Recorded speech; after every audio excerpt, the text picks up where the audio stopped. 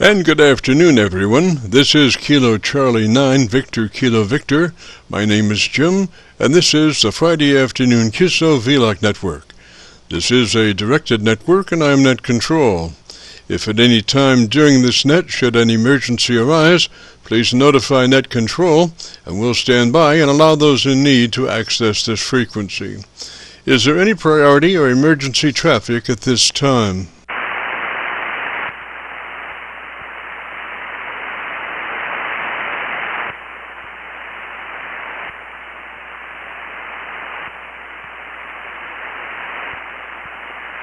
And hearing nothing, we will continue. This net is all about ham radio and being all that you can be. That's what our Qso-Vlog network is all about, trying to help people achieve the best sounding station possible. Thanks for dropping by. FYI, my background is 50 years in commercial broadcasting, where a lot of big bucks are spent on audio processing equipment and getting it set up correctly to get the best sounding station possible. Well, long story short, when I became a ham radio operator, I could hear immediately a large discrepancy in on-air technical proficiency. A lot of stations were running with very poor mic equalization, very muddy, with little articulation. And as I continued to work stations, I realized most of the stations were also running very low average peak modulation, many around 30% of average peak modulation. So with my background, I felt I could help, or at least try. I knew that most modern-day ham transceivers did have enough onboard processing equipment to be able to overcome most all of the problems, so it would just be a matter of developing a generic dynamic range setup procedure and then adjusting the onboard EQ gear.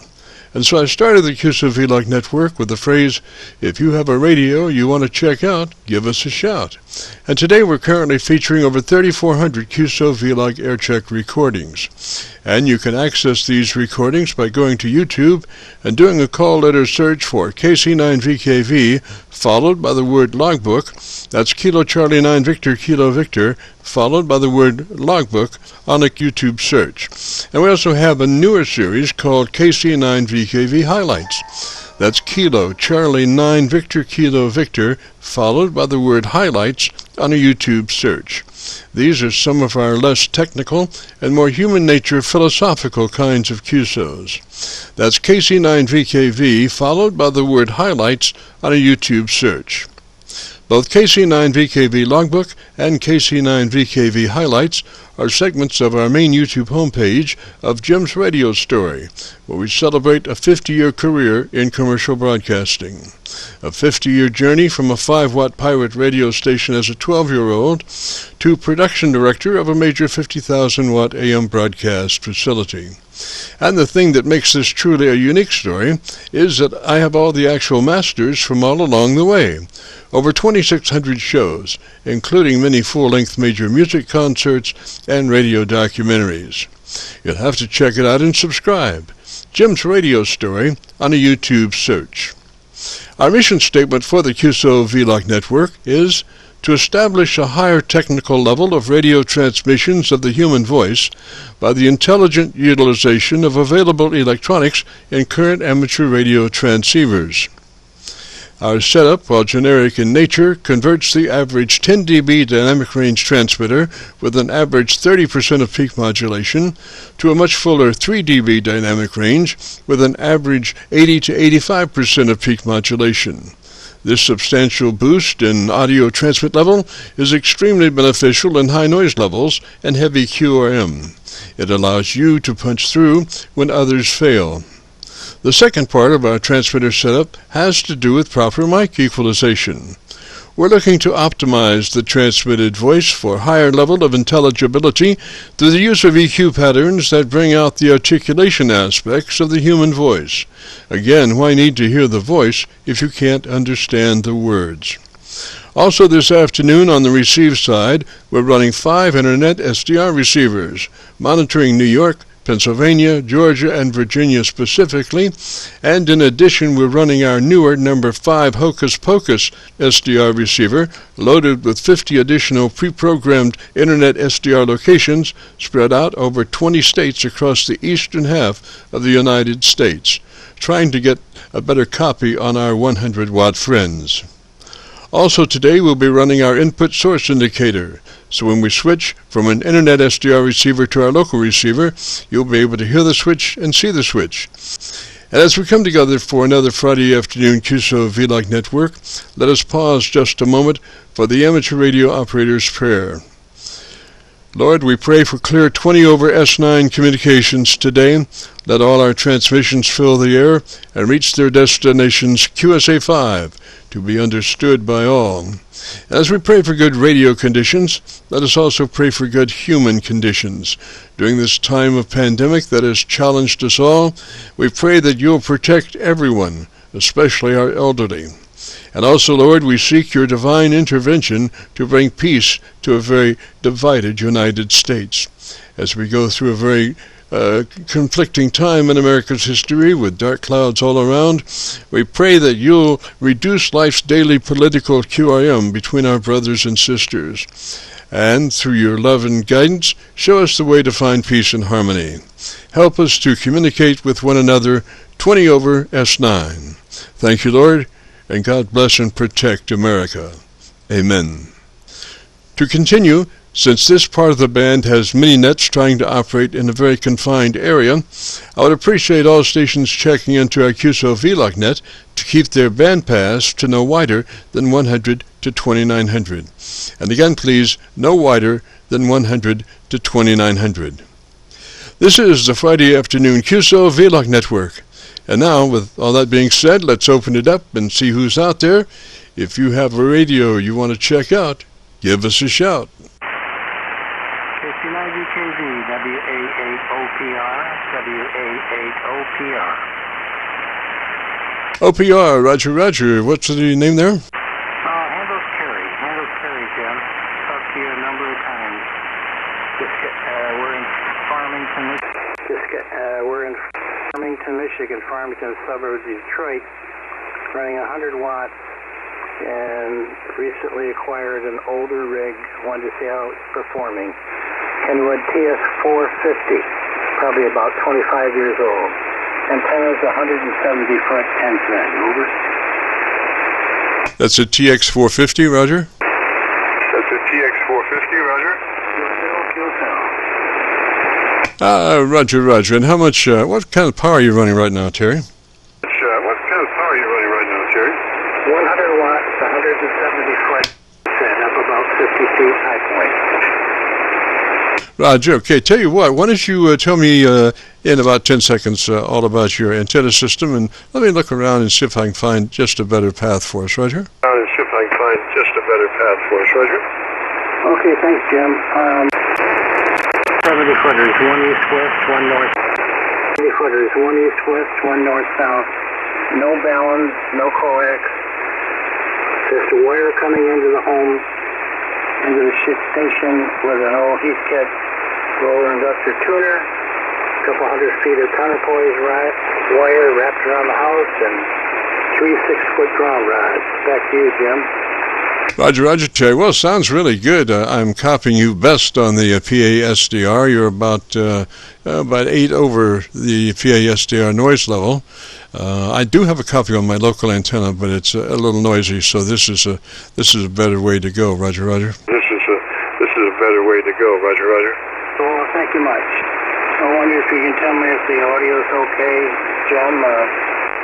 Always appreciate your help. Back to you. Yes, sir. Audio sounds good. It's about 3 dB as far as the dynamic range, so your average percent of peak modulation is around 80 to 85%, Roger. Around 80 to 85%, Roger. Okay, great. Well, thanks for the help again, Jim. I guess I still like the old rigs, but I don't know what to say. I'll try to listen to what you described. So you're interested to hear that. So back to you, Jim, and I guess that's it. Roger, Roger. I did go over to my my local 7300 on my dipole, and it was a little clearer that time. Sometimes, just in a few moments there, it was not quite as good as PA SDR, but you know how conditions move around the country. They ebb and flow, Roger. Oh boy, do they.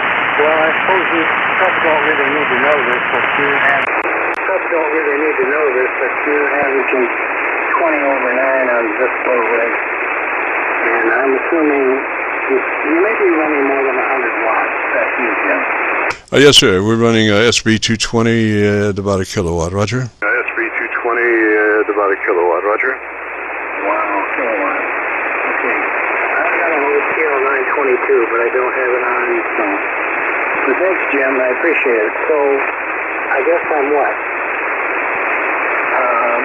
5 by 8, something like that, over?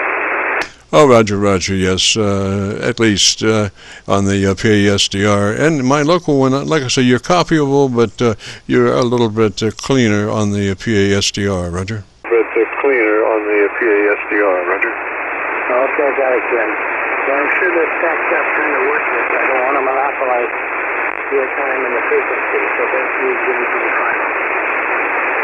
Roger, Terry, I always appreciate it when you check in, buddy. You always sound good there. And yeah, I know that you're running through some different radios just to check them out, Roger. Radios just to check them out, Roger. That's exactly it, Jim. Thank you. Have a good holiday.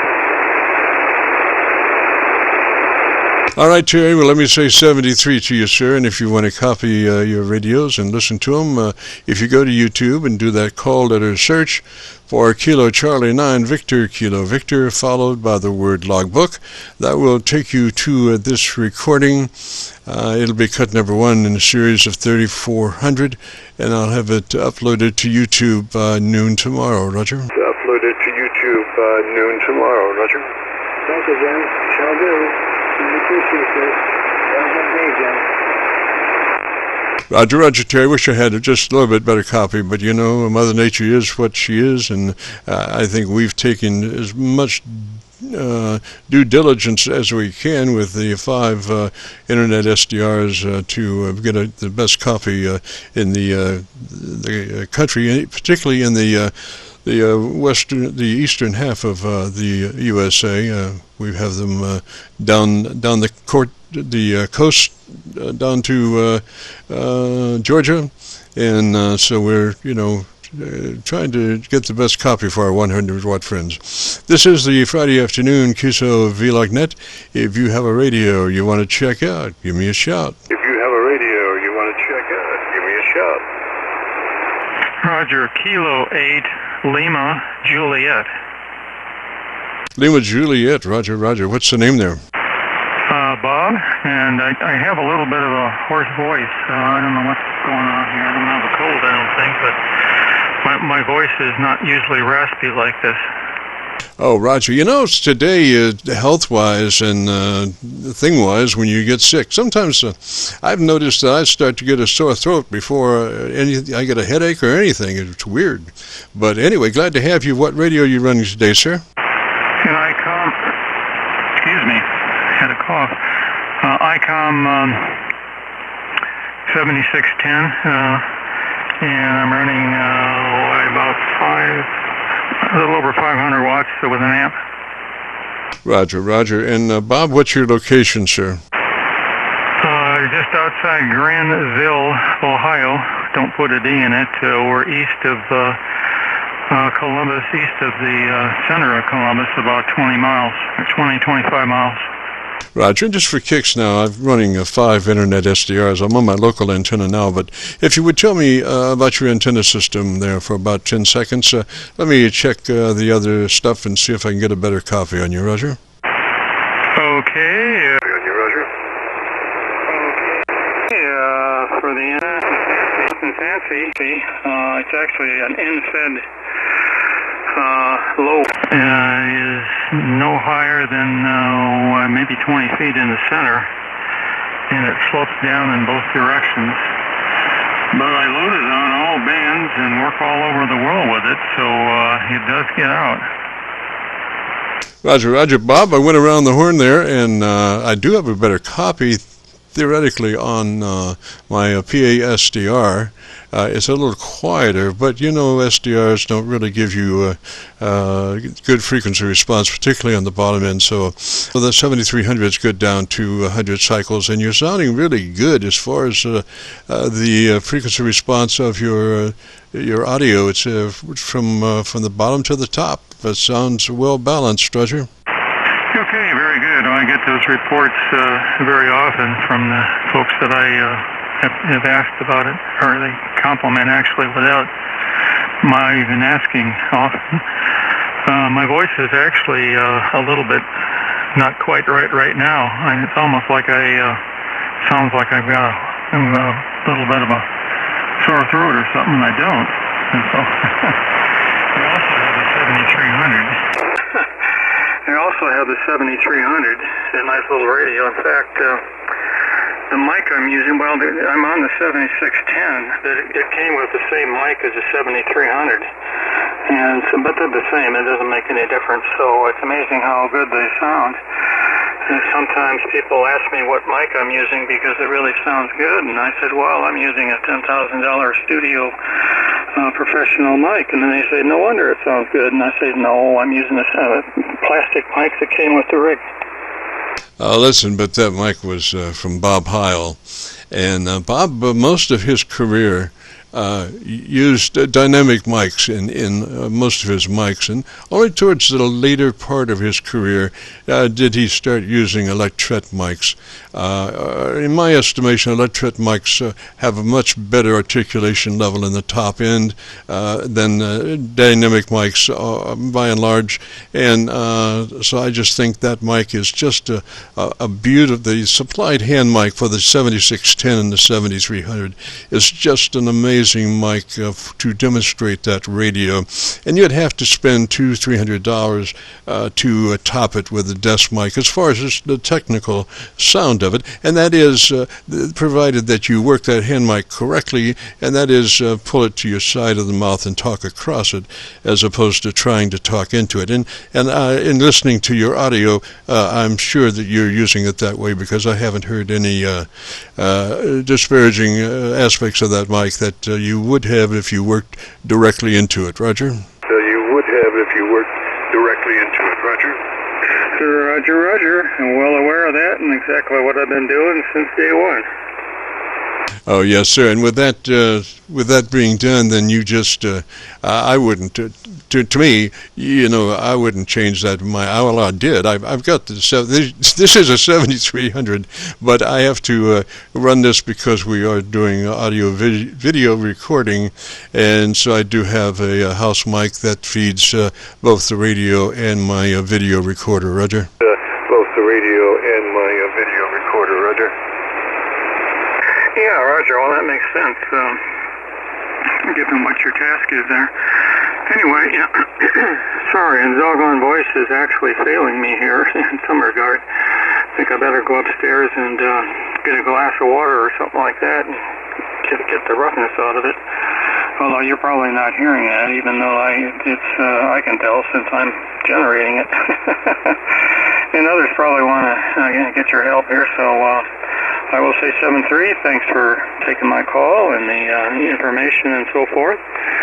And hope you have a good rest of the day and weekend and upcoming week, and the holiday week to boot. So with that, and now I've got to, I wrote your call down and now I can't find it. I know it's here somewhere anyway. Sorry about that. Yeah, it's K at LJ. We'll stand by and listen for a little bit, but I can't hang around too much longer. The XY will need some help. Over. Roger. Well, listening to your audio, Bob, you are up there around with a 3 dB dynamic range, which means that your average percent of peak modulation is 80 to 85%. I've got a VU meter tied to the output of my 7300, so I can see by the way the meter hangs as to what pretty much what the compression level is. If I just had a meter hooked to a PA system, as you spoke, it would be flopping around there, 10 dB dynamic range, but that's not good for radio. We want to compress that and get it a little fatter, and the fatter you get, the more my VU meter hangs at around the 0 level where I've had it set. And so you are, like I say, about 80 to 85% peak modulation, so it really sounds good, Roger. 5% peak modulation, so it really sounds good, Roger. Yeah, QSO, I appreciate that comment and so forth, and thanks for the actually putting some numbers and, technical data on it. Over. Roger. And also, think about this, Bob. The lower your projection level, the more harmonics you have in your voice. If you think about it the other way, when a scream is so efficient because the voice is honed into one tonality, and really pushes that scream, and it becomes maximum volume, maximum loudness. Well, inversely, the lower the projection level, the more resonance the voice has. So the fuller 10 foot tall you sound, Roger. 10 foot tall you sound, Roger. Yeah, very good. Okay, well, that makes sense. So, and it's all validated, if you will, by the the comments that I get, where I'm not even asking about my audio quality. So, okay. Anyway, I got to run upstairs. I'd rather stay here, but I need to see what she needs. So, thanks for the nice chat and technical information here. And hope you and the others listening on frequency have a good rest of the day and upcoming holiday week. And now I gotta remember again what your call sign is, and I know I wrote it down somewhere. And heck, oh well. I do have you in the log, but I don't have that up in front of me at the moment. So anyway, thanks again, K8LJ, and I do have to run upstairs. So thanks for the help. Over. Roger. Quickly, the call is Kilo Charlie 9 Victor Kilo Victor, KC9VKV. And 73 there, Bob. And if you want to hear your audio, if you go to YouTube, do a call letter search for KC9VKV, followed by the word logbook. That will take you to this recording, and it'll be cut number 1 in a series of 3,400. And I'll have it uploaded to YouTube by noon tomorrow. So 73 there, and have a great afternoon. This is the Friday afternoon Qso-Vlog net. If you have a radio you want to check out, give me a shout. Net. If you have a radio you want to check out, give me a shout. Whiskey Alpha 1, November India Papa. Give me that call sign one more time, please. Give me that call sign one more time, please. Whiskey Alpha 1, November India Papa. November India Papa, Roger, and what's the name there? November India Papa, Roger, and what's the name there? Here is Mark. I've got Romeo Kilo. I'm down here in Atlanta, Georgia, sir. How are you today? Roger, Mark. Okay, why don't you, if you would, give me about 10 seconds and tell me about your antenna system, and let me look around and see if I can find a better path for us, Roger. And let me look around and see if I can find a better path for us, Roger. All right. To do that, we're running a Nelson infed 80 through about 80 and a half feet up in the Georgia Pines. Grounded into the shack here, where I'm running a 1979 Kenwood TS820S with the MC50 microphone, about 700 watts through an SB200. So we're a little vintage today, sir. Yes, sir. I'm running that SB220 myself. I just love it. It's so, well, I don't want to say it because I jinx it, but it's been around for a while. 10 years from our running on this frequency, Roger. 10 years from our running on this frequency, Roger. Yes, absolutely. Well, actually, I'm running the SB200, and which I thoroughly enjoy. Pretty much did a frame-off restoration on it, but it served me very well for a good long time. And I'm a big vintage buff, although I do run some newer ICOM equipment as well. But this is kind of part of what I enjoy doing, and always like to get out there and enjoyed listening to some of your feedback and whatnot. So first time I think you and I have spoken. So it's my pleasure, sir. Back to you. Roger, Roger, Mark. Well, what kind of equipment you got there? Why don't you run down your list there? What kind of equipment you got there? Why don't you run down your list there? Well, we're running today, of course, the TSA-20S. It's the, I was fortunate enough to have the computer tuner and even an old phone patch, just for nostalgia's sake. Also run a Syntec Omni D and the accessories that go with it. And then my Drake, not my Drake, but my Heathkit Twins, the SB301-401, which I've had since I was a kid. And the latest rig that I have is an ICOM 756 Pro that runs into an ATS and a new Mercury 3S amplifier, which I rarely run, but I am net control for the Moonlighters net on occasion, so I like to get a little extra power out on 40 meters at night. So that's the lineup here in Atlanta, sir. Roger that, roger that. Now, is that radio capable of 100 to 2900 transmit bandwidth, the TBW, 100 to 2900? It is. On the ICOM? Yeah. Yes, sir, it is. All righty, that's what we suggest. That gives that transmitter the capability of running as best it can, and then gives it just a slice of daylight before you're into somebody else's conversation, Roger. Oh, absolutely. In fact, when bandwidth is an important, which I'm always very cognizant of, the ICOM, the first thing to come out, and I try to keep a very close eye on that.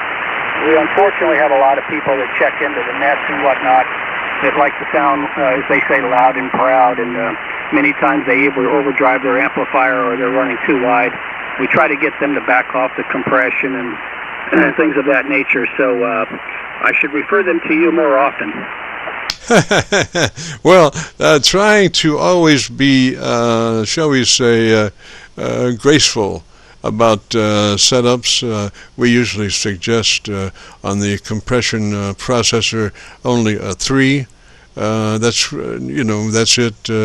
6 and a 3 are about the same as far as actually working on the word, but a 6 gives you suck up between the words, which nobody wants. So we just say, run a 3 on that compressor processor, 3 out of 10, 30 out of 100, and then that into the ALC setup, which we suggest approaching with microphone in hand, a microphone level gain control in hand, and as you say the magic word audio, adjust the mic gain control until your ALC meter is running 7 or 2/3, and that you become a human test generator that way, and it's a real easy way to set level. Roger?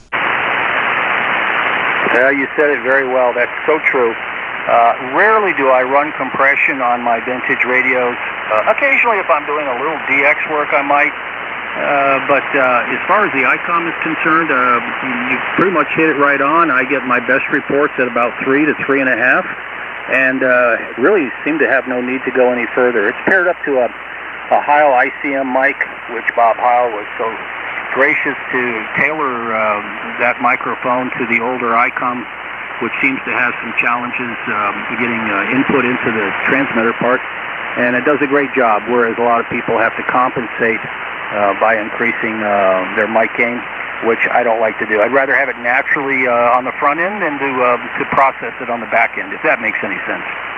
Oh yeah, that's the best way. The least artificialness you can get, the better off you are. And like I say, his microphones speak for themselves, Roger. They certainly do, Jim. Well, thank you very much for the conversation. Good to hear you here. I wrote you down in the logbook, and we'll keep an eye and listen in a little bit. Garner some information from someone who spends a lot of time doing it. So thanks, Jim. You have a great day, sir. KC9VKV WA1NIP in Atlanta. Have a good one, Jim. Roger, Mark, 73, sir, and if you want to hear your audio, if you go to YouTube, do the call letter search for KC9VKV, followed by the word logbook. We'll take you to this recording. It'll be cut number 1 in a series of 3400, and I'll have it uploaded to YouTube by noon tomorrow, Roger.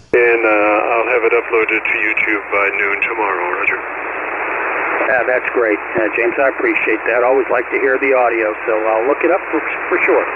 Good day to you, sir. 73 WA1NIP. Roger, Roger, sir. And I also have a chevron on the lower right side that shows where my audio input is coming from at the time. And so I've used my Hocus Pocus SDR, which is my Kentucky SDR receiver, and I've also used my local receiver, and you can probably hear the quality difference between the two. Obviously the 7300 is going to sound better, but it is more accurate as far as what you're actually doing. 73 Mark, we'll catch you later. You have a great afternoon, beautiful weekend, and if you get a chance, check back with us next Friday. We'd love to have you. This is the Friday afternoon Qso-Vlog. If you have a radio you want to check out, give me a shout. Qso-Vlog. If you have a radio you want to check out, give me a shout. Hotel. I just caught the tail end of that up on my PASDR. Sir, come back slowly, phonetically with your call sign. My PASDR, sir, come back slowly, phonetically with your call sign. Kilowatt Echo 8 Delta India Hotel. Kilowatt Echo 8 Delta India Hotel. Roger, Roger there. What's the name? Roger, Roger there. What's the name? Good afternoon. My name is Mark, Mike Alpha Romeo Kilo. I'm in northern Ohio, and you are strong 5959 with me. Over. Roger that, Mark. And what radio are you running, sir? Roger that, Mark. And what radio are you running, sir? Okay, this is the Azu FTDX10, 100 watts, and an N-fed half wave set up as an inverted L. Over. Roger, Roger. Did you have much trouble setting that up as far as SWR is concerned? Do you have much trouble setting that up as far as SWR is concerned? I have tried a number of different counterpoise configurations, and I've been using a single elevated counterpoise wire. In my case, about 13 feet long. My antenna is fed at 5 feet above ground. Goes up to about 25 feet, and then out horizontally from there. Over. Yes, sir. Now, is that a dipole or just a long wire? Yes, sir. Now, is that a dipole or just a long wire? This is an N-fed half wave. It's fed with a 64 to 1 unknown, and I have a common mode choke at feed point to isolate the feed line. Over.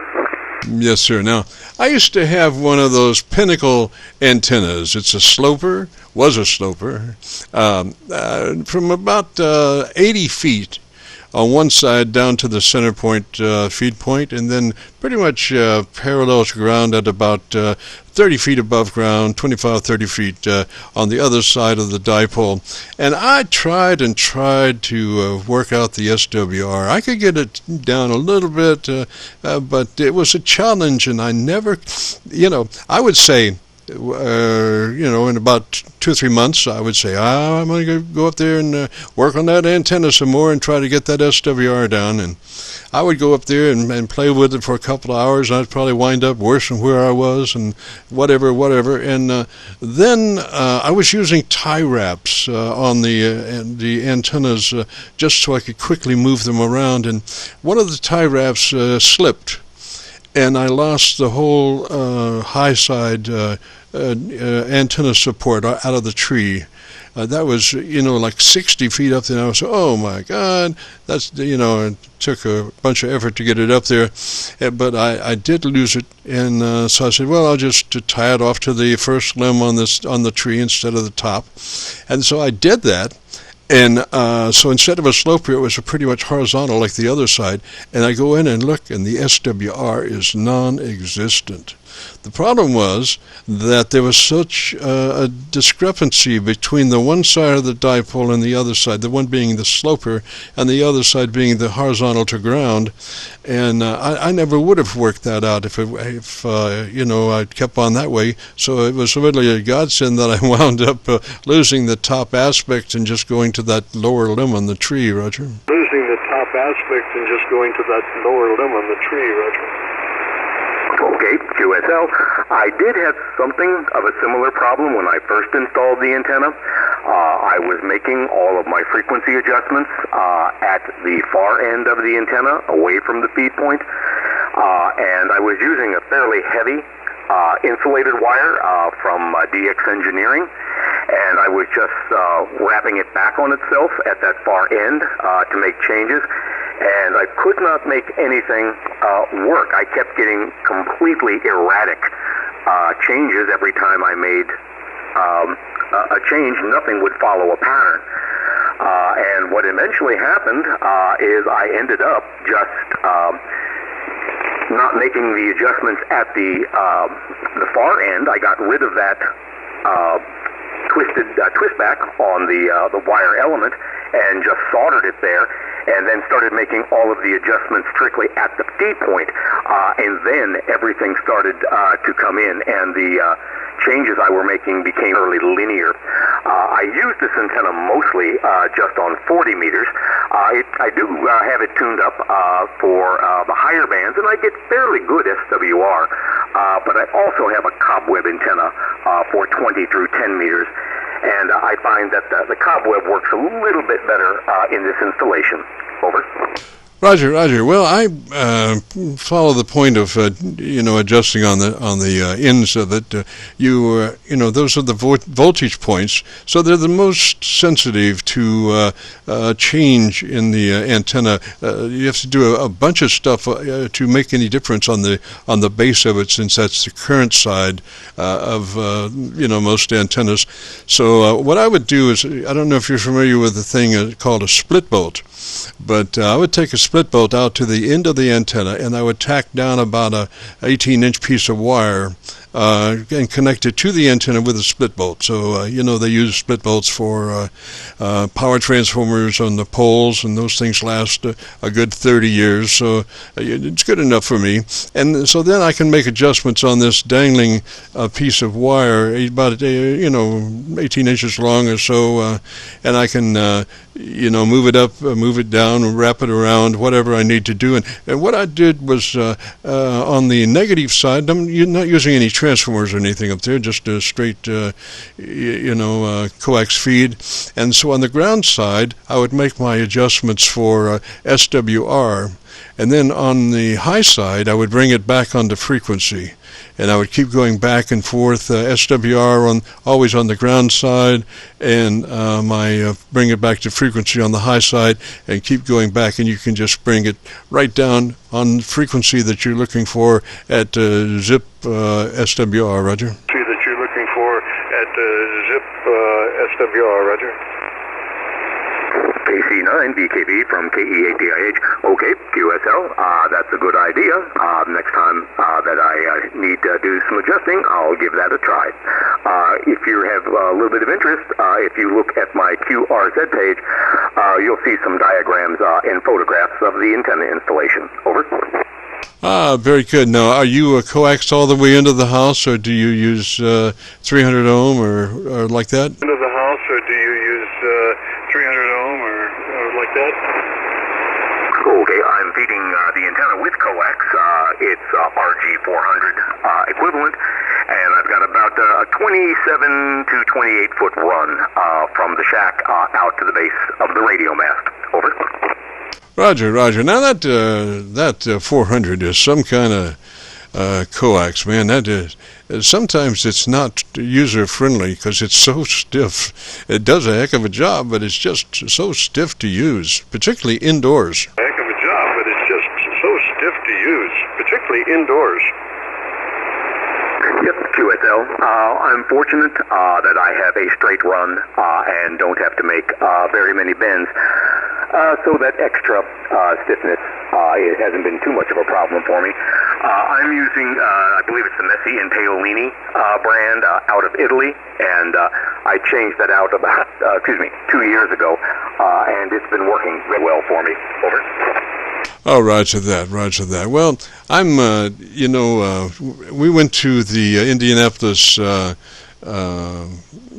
meet the other year, probably about 4 years ago, and there was this amateur group. I guess they had a repeater station somewhere, and they put new coax in. So they were selling this used coax at $10 a 100 foot, and this was mainly RG8 stuff. And I said, "Wow, man, this is for me." And so I've been using that stuff for the last 10 years, and it's just worked great, Roger. That stuff for the last 10 years, and it's just worked great, Roger. QSL, it just depends on the quality of the cable of the original manufacturer, and then how much exposure it has had to weather. Down here on the low bands, I was using some very old Jetstream branded coax, probably from 1995, and it was working just fine. But when I installed my cobweb antenna, I just changed out that old coax. I figured that after 35 years, it didn't owe me anything. I do still have it, though. Doesn't seem to show too much degradation. And I keep it around for jumpers and temporary installs. Over. Roger that. Well, when I spent 2 or 3 years doing Yagi antennas, UHF and VHF Yagi antennas, and I started using RG59 quad stuff, and if there were any discrepancies in SWR as opposed to 52 ohm stuff, I could correct it because I'm doing my own thing as far as doing SWR on these beams. They were 7-element beams, 14-element beams, and so when I started using the 220, I was all using this RG59 and quad stuff for jumpers, and everything worked out pretty good there. But we did, like I say, start using the SP220. So you're running from 100 watts up to kW.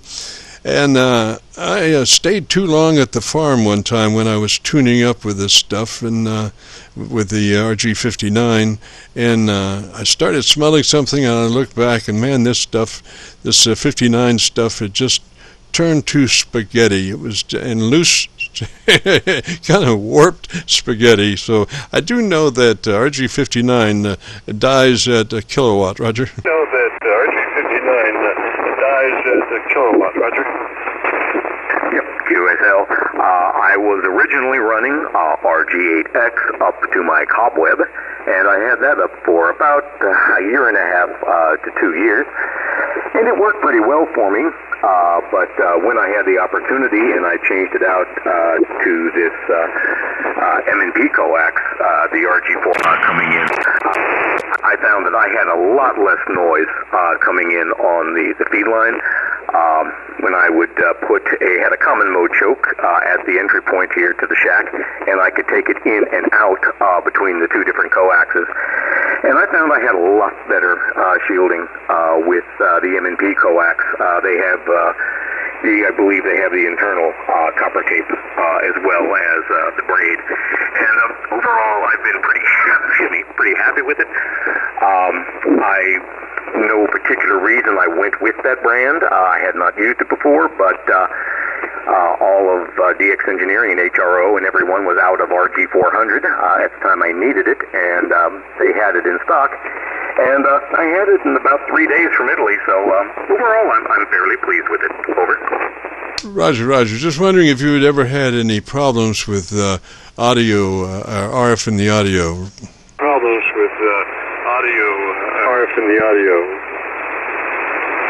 Nope, negative. I haven't had any reports of it. Over. Yes, sir. Sounds well. I was just asking. Your audio is just perfect right now, just clean as a whistle.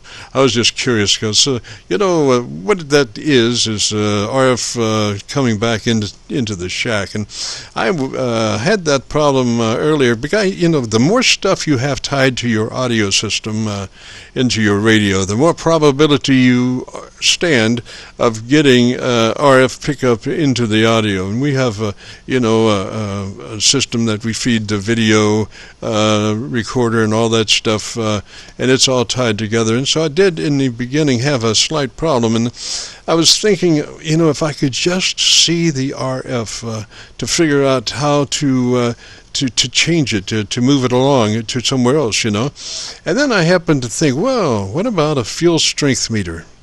And so I had, a couple of old CV fuel strength meters, and I broke one out, and wow, it would show me exactly where the hotspots of RF were, and one of them, or should I say most of it, was coming in because I was using a group wiring run around the house, which had a bunch of stuff. It had coax feeds in there, but it did have some rotor antenna rotor cable wire that ran in that trough along with the antenna coaxes. And what was happening was that they were running parallel to each other for a pretty good amount of time, and there was enough that would get into it. Obviously, these rotor cables were not shielded. They were just 3-conductor, I think, or 4, something. And so this RF was just floating right into the shack on these wires, and I just had to cut them off and roll them up and get them out of here, Roger. So I just had to cut them off and roll them up and get them out of here, Roger. Hello, Jim. Okay, QSL, KC9VKV from KE8DIH. Yep, I'm fortunate here. I just have the 2 coax lines going out from my operating desk, and also my ground line runs out through the same conduit out the rim joist of the house. But I've been fortunate that I haven't had any problems with RF getting back into the station, and that can be a real hassle at times. I have to agree with you to limit the numbers of wires running around the shack wherever I can. I had considered going to some sort of desk mic or boom mic with this setup, but I've just been running the standard stock hand mic that comes with the radio, and so far I haven't had any trouble with RFI. Over. Roger. Well, hand mic is a lot more less susceptible to audio problems as far as RF getting into it. Hand mic is a lot less susceptible to that than a desk mic. I don't know really what the problem is, but it just seems to me that a hand mic, and when in doubt, a hand mic is always the best route. Roger. A hand mic is always the best route. Roger. Hello, yeah. Yes, QSL.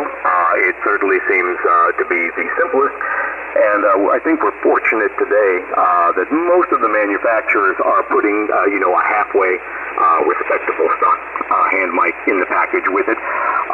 In past years, a lot of them were really pretty terrible. But it seems like the big makers, ICOM, Kenwood, and Yaesu, have put at least a decent quality mic in the packages. Over.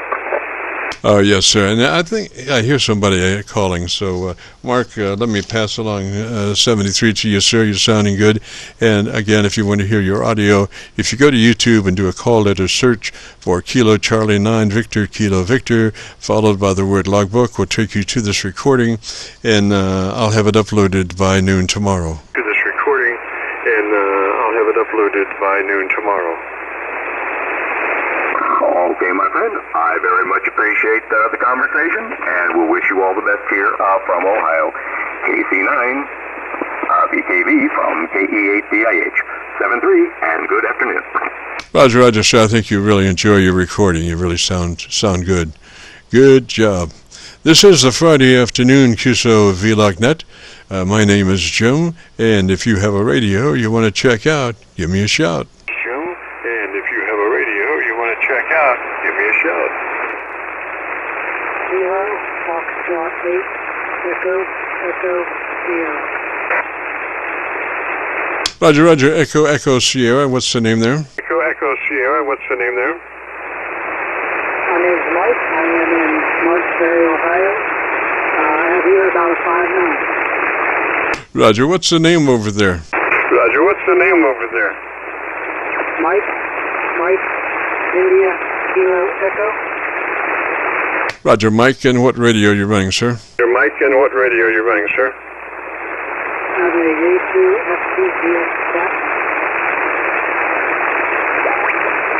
Roger, Roger, Mike. Well, if you'd be interested in our setup procedure, it starts with you making sure that you're in that 100 to 2900 transmit bandwidth called wide TBW. 100 to 2900 is what we suggest on that radio, Roger. We suggest on that radio, Roger. Roger. I am a brand new operator. I just got my license, and in the proverbial babe in the woods. I have really no idea what I'm doing with this radio. I'm just looking for some kind of guidance. Yes, sir. Well, why don't you take notes? That might be the simplest thing because, it's you may not be able to find all the places, but I'll just give you some notes to check out when you have the possibility to do that. First thing is to be sure you're in that 100 to 2900 TBW, the 100 to 2900 transmit bandwidth. That will give your transmitter the best possibility and then give you just a slice of daylight before you're into somebody else's conversation. So we suggest 100 to 2900 on the transmit bandwidth. Then move to your compressor processor, and we want that on at a 3 out of 10 or 30 out of 100. Just a third of the capabilities of the processor compressor. And then, let me just repeat that again, just 3 out of 10, 30 out of 100 on the compressor processor level. And then to your ALC meter for setting level, come with your mic gain control, and as you say the word audio, don't stress it, just say it like you would say any other word, and we're primarily interested in the first part of that word, the part. You become a human test generator, and so as you say the word audio, adjust your mic gain until your ALC meter is showing 7 or 2/3, depending on which comes first. Some radios show 7, some it's 2/3 on the ALC meter. But that's,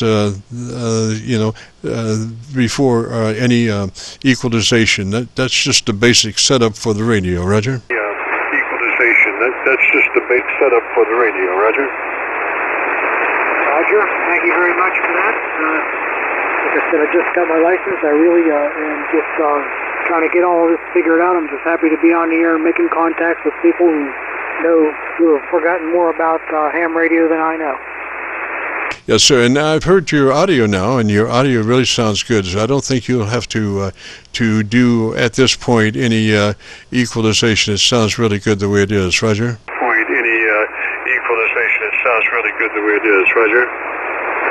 Roger, yeah, this is, it's just stock right out of the box, stock handheld microphone, however Yaesu sets it when they send it out of the factory is what I have. Roger, Mike, and if you want to hear your audio, if you go to YouTube and do a call letter search for KC9VKV, followed by the word logbook, that will take you to this recording. It'll be cut number 1 in a series of 3400, and I'll have it uploaded to YouTube by noon tomorrow, Roger? And I'll have it uploaded to YouTube by noon tomorrow, Roger? Roger, I appreciate that. Yes, sir. So let me say 73 to you, Mark. You have a great afternoon, beautiful weekend, and if you get a chance, join us next Friday. We'd love to have you. Beautiful weekend, and if you get a chance, join us next Friday. We'd love to have you. Okay, 73 back to you, and next Friday I'll be looking for you guys. KFADEF. Roger, Roger, Mike, 73, sir. This is the Friday afternoon Qso-Vlog net. My name is Jim, and if you have a radio you want to check out, give me a shout. It's Jim, and if you have a radio you want to check out, give me a shout. Kilo Alpha 8, Foxtrot Uniform November, do you copy? Foxtrot Uniform November. Now, what a call sign that is. Fun. Yes, I've got you. What's the name there? name there? Hey, this is Ed calling from Milan, Michigan, just out Ann Arbor, Michigan. How about you? What's your location? Yes, sir. This is the Qso-Vlog net. We help folks set up their radios. My name is Jim, and we're located down around Louisville, Kentucky. We're on the Indiana side of the Ohio River, right at Louisville. Roger. The Indiana side of the Ohio River, right at Louisville. Roger. Yeah, Joe, nice to meet you. Appreciate your reaching out. I work for Ford Motor Company, and I think you've got an assembly plant in Louisville, so I appreciate you being online to talk today. Oh, yes, sir. And I understand that this new Ford plant just recently received a bunch of dough for a brand new kind of car or something. I don't know, but, got millions of dollars that Ford just put on the line for the Louisville plant. Roger? Just put on the line for the Louisville plant. Roger. Yeah, affirmative to that. To be honest, I don't know the background as to why, but I heard the same kind of thing. A lot of investment going on down south there, so that's great for that area. Yes, sir. Now, I have shot some video for folks around Ford there for that plant that they have here. And it was some years ago, but even at that point, they had, unbelievable stocking capabilities and automated retrievals. I was really amazed that, these things had their own right-of-way run around the factory, and it could go, many fields apart and grab something off a shelf up maybe 10, 12 foot high, and then bring it back to whatever point. So just amazing automation, Roger. Then bring it back to whatever point. So just amazing automation, Roger. Yeah, affirmative. I spent a lot of time on our plants, and it's just the way you described. So, hey, again, Joe, I appreciate you reaching out. I'm a novice ham and at a general level now, so I'm just starting to learn the ropes. Again, many thanks. Yeah, Roger. It sounds really good, sir. Your radio is set up very nicely. Your audio is very nice. It's running about 3 dB dynamic range, which means that the average percent of peak modulation is around 80 to 85%, so that's just perfect. And again, if you want to hear your audio, if you go to YouTube and do a call letter search for KC9VKV followed by the word logbook, that will take you to this recording. It'll be cut number 1 in a series of 3400, and I'll have it uploaded to YouTube by noon tomorrow, Roger. And I'll have it uploaded to YouTube by noon tomorrow, Roger. Oh, outstanding. Hey, that's really nice of you to do that. I will do just what you recommended. And again, many thanks. Hope you have a great three-day weekend. Roger. And what's the call sign again, please? Roger. And what's the call sign again, please? It is Kilo Alpha 8 Foxtrot Uniform November KA8 Fun. Yes, sir. Beautiful. All right. And gosh, if you get a chance to join us next Friday, we'd love to have you. This is the Friday afternoon Qso-Vlog network.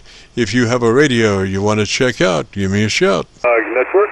If you have a radio you want to check out, give me a shout.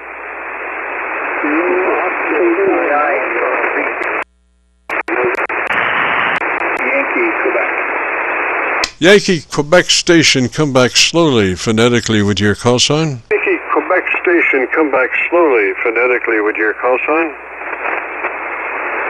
November 8, Quebec, Yankee, Quebec.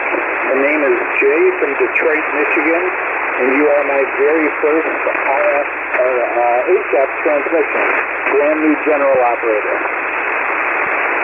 Roger, and that was J-A-Y, is that a Roger? Roger, and that was J-A-Y, is that a Roger?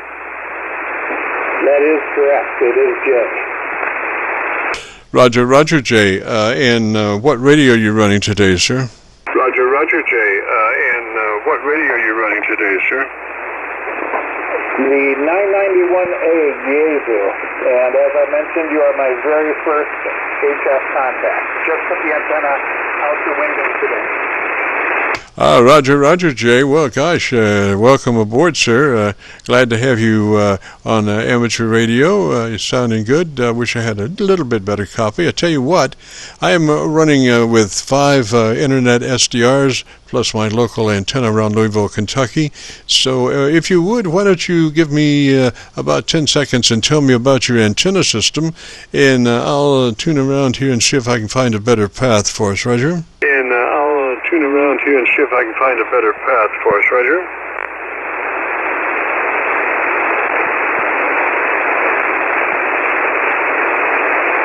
Jay, if you copy, why don't you give me about 10 seconds, tell me about your antenna system, and I'll look around for a better path. Tell me about your antenna system. Yeah. Better path.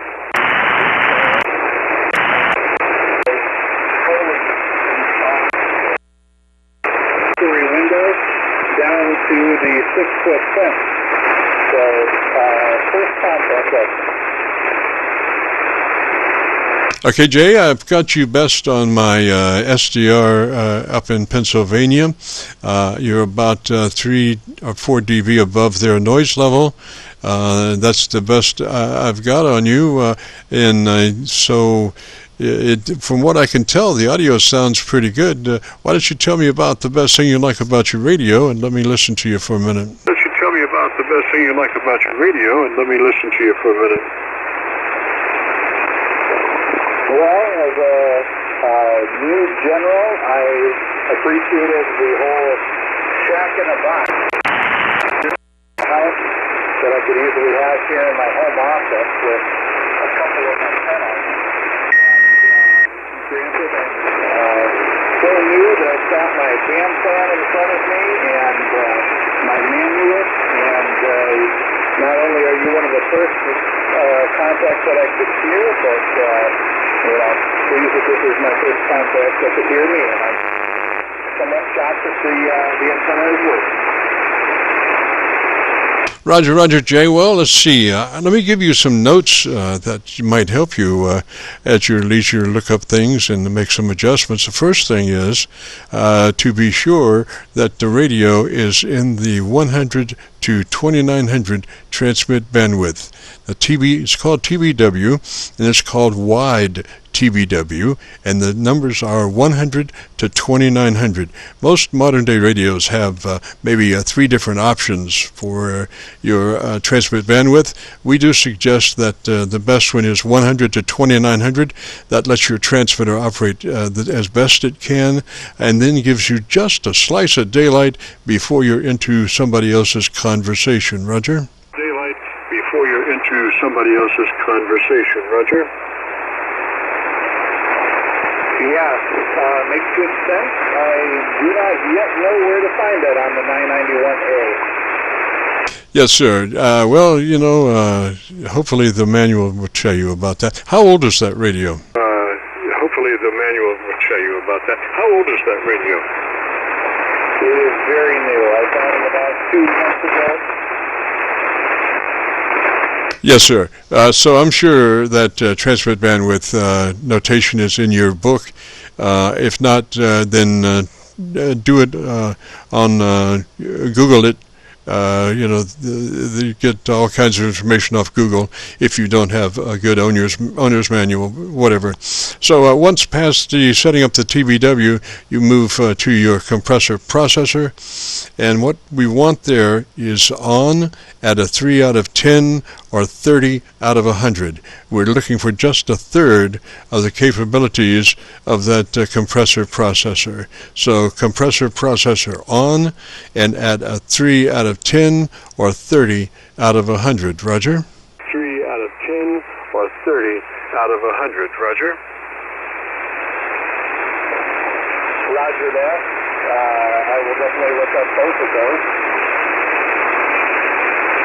Okay, and then to set your mic level, if you go to, you have a thing called automatic level control, ALC meter, And we're going to use that ALC meter to set up your radio. And the best way to do it is with a mic gain in hand, to be looking at your ALC meter. And as you say the word audio, you become a human test generator.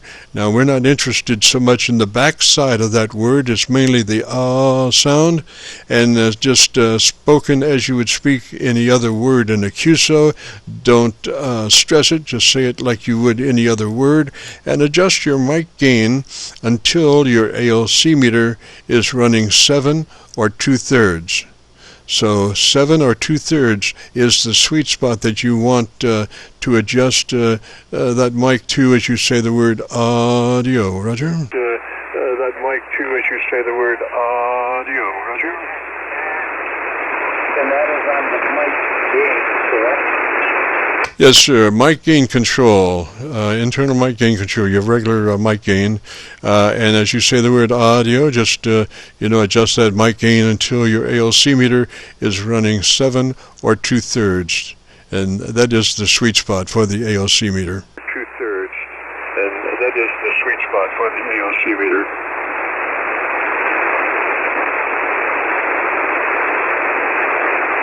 And you said it was for audio. And I'm looking for a measure of 7, you said. So if I'm peaking above 9, I should turn that back. Consider that your ALC meter only runs about half the distance of the other meters that you may have above it. So consider that your ALC meter is only half as long as the other meters usually, and so you only want to just to the right of halfway on the ALC meter. Roger? Just to the right of halfway on the ALC meter. Roger? Roger that. So, I appreciate that. I will play with that game. So that should keep you busy for a couple of weeks anyway. It just depends, though, on how fast you read, Roger. Weeks anyway. It just depends, though, on how fast you read, Roger. Absolutely. Can you confirm you're operating on 7.188? Is that correct? And how often would I find you here? All right, we usually run Friday afternoons only between 3:30 and 5. 3:30 and 5, 3:30 till 5 on Friday afternoons is about what we do right at this point. So most Fridays you can catch us on 7188 between 3:30 and 5, and then we take it and edit it a little bit, and then edit it a little bit more later on and bust it out into individual transmissions and post them that way. But the first one is the long hour and a half transmission that if you go to YouTube and do a call letter search for Kilo Charlie 9 Victor Kilo Victor, that will take you to this recording, and it'll be cut number 1 in the series of 3400, and I'll have it uploaded to YouTube by noon tomorrow. Roger? 400, and I'll have it uploaded to YouTube by noon tomorrow. Roger? Roger that. Well, Jim, thank you so very much for the time and your lesson. I greatly appreciate it, and thank you so much for being my very first HF contact. 73 from November 8th, Quebec, Quebec, downtown Detroit. Roger, Roger, sir, 73. You have a great afternoon, beautiful weekend, and if you get a chance, join us next Friday. We'd love to have you. This is the Friday afternoon Qso-Vlog net. If you have a radio you want to check out, give me a shout. Vlog net. If you have a radio you want to check out, give me a shout. Mike Bravo. Mike Bravo station, come back slowly phonetically with your call sign. Station, come back slowly phonetically with your call sign.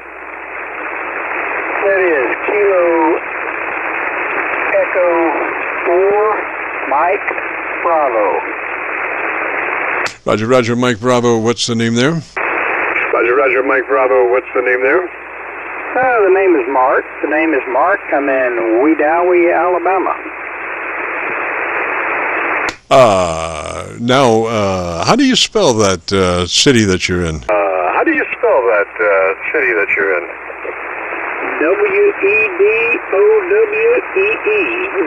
Wedowee. Very good. Now, how long have you been living there, sir? Very good. Now, how long have you been living there, sir? Quite some time.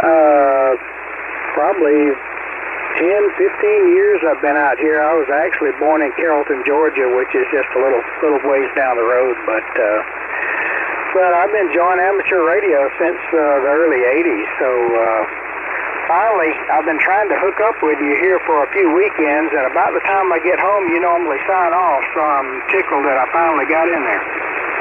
Yes, sir. Well, welcome aboard. Glad to have you. Sorry you've had some difficulty in making contact. I do try to go fishing right at 5 o'clock, maybe sometimes even sooner, depending on, participation. If participation is low, I'm out there fishing, Roger. Participation is low. I'm out there fishing, Roger. Well, I'm right here on the lake in Wedowee. I can't remember how many acres there are, but I'm on the 16-mile marker from the dam, and I know it goes on up to probably 23 in my direction, and then around the 9-mile marker it goes north up the Tallapoosa River for another 10, 15 miles. So I know what you mean on the fishing. I'm curious, I normally listen to you, and I set the radio up, and I've got FTDX101D, and I've got all the settings in there that you recommend normally to start with. And I guess my biggest question was I wanted to skip to the end and see if I needed to adjust the highs or the lows in it. No, sir, you're perfect. Your audio is just beautiful. It's got a lot of top end for articulation, and articulation is the most important thing because the difference between hearing it and understanding what you're saying, it depends on the articulation level. So if you're in a pile-up or something, 1,000 people trying to talk, the more clean your audio is, the more top end it has, the easier it is to understand what they're saying. Now, if you look just opposed to something else, say Mr. Mumbles, bassy kind of thing, doesn't have much intelligibility, so the slightest competition for his articulation information is detrimental to him because of the articulation level that he has, whereas you have a great deal of articulation, and you would be heard and most importantly understood before he, Roger? Most importantly understood before he, Roger? Oh, Roger. Well, it caught me off guard. Last time I was trying to adjust it, I was looking at the ALC, and it wasn't really deflecting that much. And I started messing with watching the compression and noticed that I had it up around 10. So I realized that I better stop there before I did anything else to it. Yes, sir. Yes, sir. We suggest a 3. Now, if you stop and think about it, as far as actually compression working on the word, a 3 and a 6 are about the same. It's just a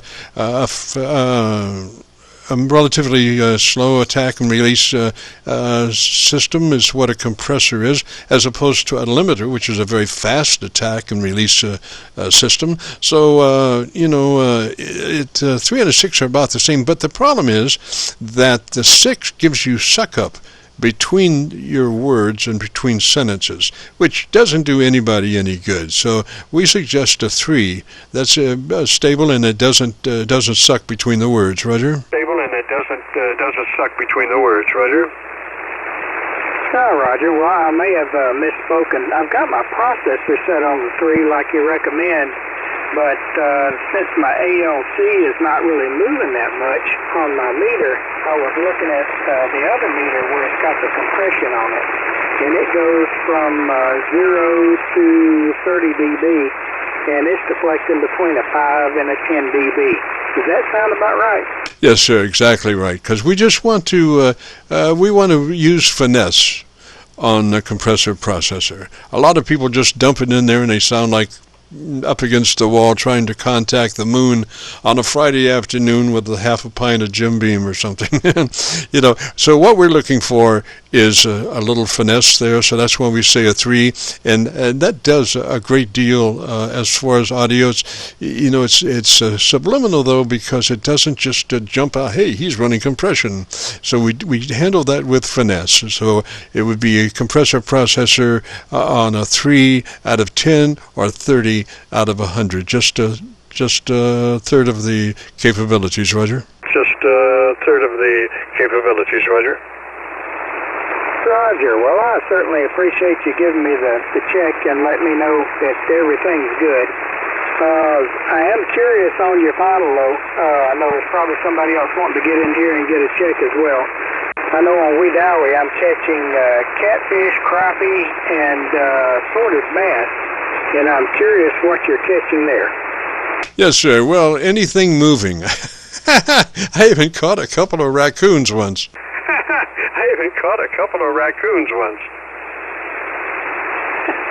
Well, that's something.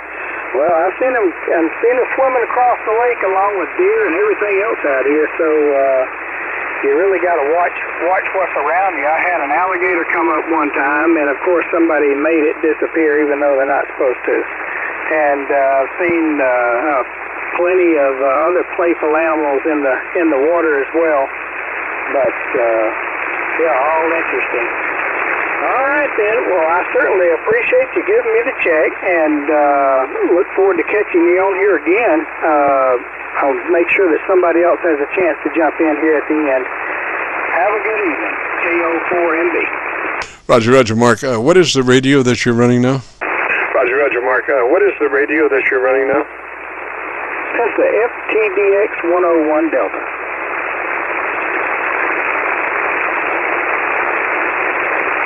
.101 Delta, Roger. 101 Delta, Roger. Yes, sir. Thank you, Mark. And 73 down that way, sir. Don't be a stranger. If you get a chance, join us next Friday. We'd love to have you. We're usually on the band between 3:30 and 5, and sometimes a little bit later than that. But if you have any difficulty, give me a shout after the show if you have to. I'll try it earlier, if I get a copy on you. 73, Mark. Catch you later, sir. This is a Friday afternoon Qso-Vlog net. If you have a radio you want to check out, give me a shout. If you have a radio you want to check out, give me a shout. Quebec 4, Bravo, Uniform, Echo. Quebec 4, Bravo, Uniform, Echo. Bravo, Uniform, Echo. Give me that call sign slowly, phonetically. Echo, give me that call sign slowly, phonetically. Kilo, Quebec 4, Bravo, Uniform, Echo. Roger, Bravo, Uniform, Echo, and what's the name there? Roger, Bravo, Uniform, Echo, and what's the name there? This is David from Murfreesboro, Tennessee. I'm running a Tiger G90 on 20 watts on a 30-foot flagpole with an N10 halfway. Wow, gosh. David, why don't you tell me the best thing you like about your radio, and let me run around and see if I can find a better copy on you, Roger? See if I can find a better copy on you, Roger. Okay. Let me tell you what I really like is that it's bought the whole rig for about $400 or so with the antenna and the radio itself has a tuner built into it that they say can tune a coat hanger, and I think that's probably about right.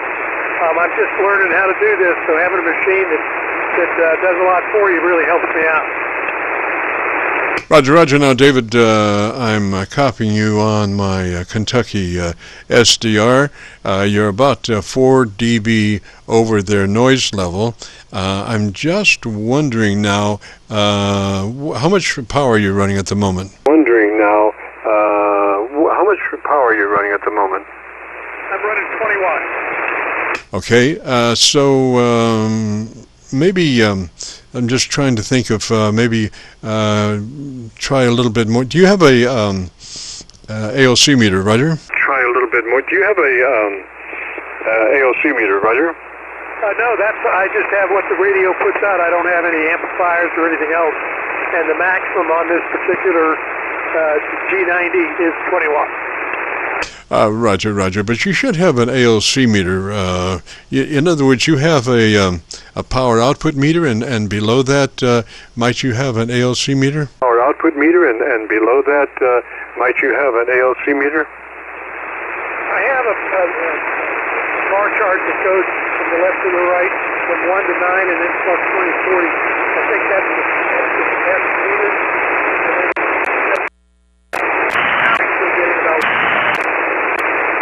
And there's a power scale underneath it, and I'm not sure whether that moving bar chart that moves from the left to the right eventually goes to red diamond. I'm not sure that. I'm not that familiar with my old radio. I just learned it. Roger, David. Well, where's your mic level setting right at the moment? Where's your mic level setting right at the moment? I'm not sure that I know how to set a mic level. I think it's whatever. Right. I mean, do you have a knob for mic level control? A knob maybe, or a slider or something? Mic level control, a knob maybe, or a slider or something? I don't know. It's about midway, I'd say. Okay, we kind of doubled there. So what I'm thinking is maybe it'd be interesting to see if we could bump that audio up a little bit higher, since you have maybe difficulty in seeing your ALC meter. Take that up to about halfway between full and where you are now, Roger? Between full and where you are now, Roger? You're talking about the volume that I hear, or the volume that I speak? The volume that you speak, your transmit volume control, your mic volume control, Roger? Transmit volume control, your mic volume control, Roger? I don't know where that is. I don't think there is no such thing on my machine. I can control the output speaker volume. I don't know how to control the volume of my microphone.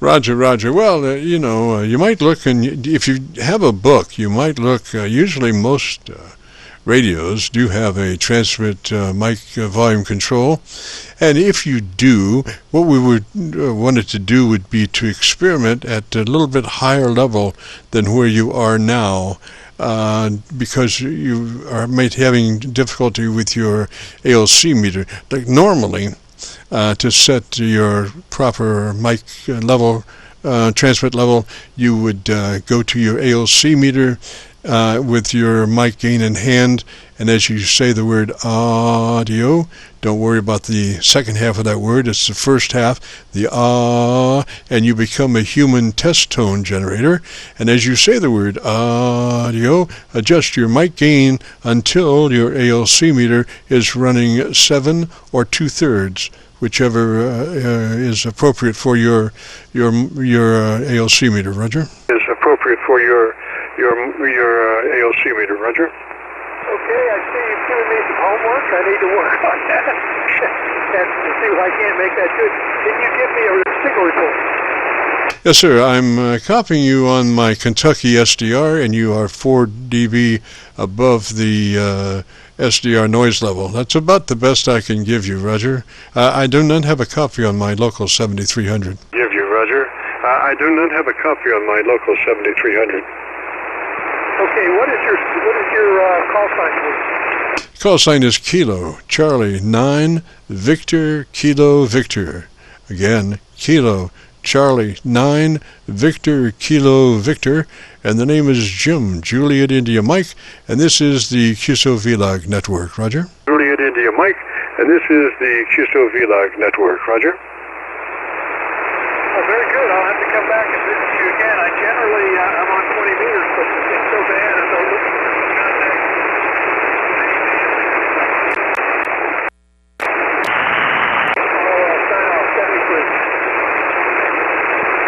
Roger, Roger, David 73 there, sir. You have a great afternoon, beautiful weekend. If you want to hear your audio of what we have of it, if you go to YouTube and do a call letter search for Kilo Charlie 9 Victor Kilo Victor, followed by the word logbook, that will take you to this recording. It'll be cut number 1 in a series of 3,400, and I'll have it uploaded to YouTube by noon tomorrow. So 73 there, sir. And we'll catch you later, next Friday if you get a chance. All right, so with all that being said, we got to get out of here and return this frequency back to normal amateur radio use. This is Kilo Charlie 9 Victor Kilo Victor, clear. Kilo Charlie 9 Victor Kilo Victor, clear.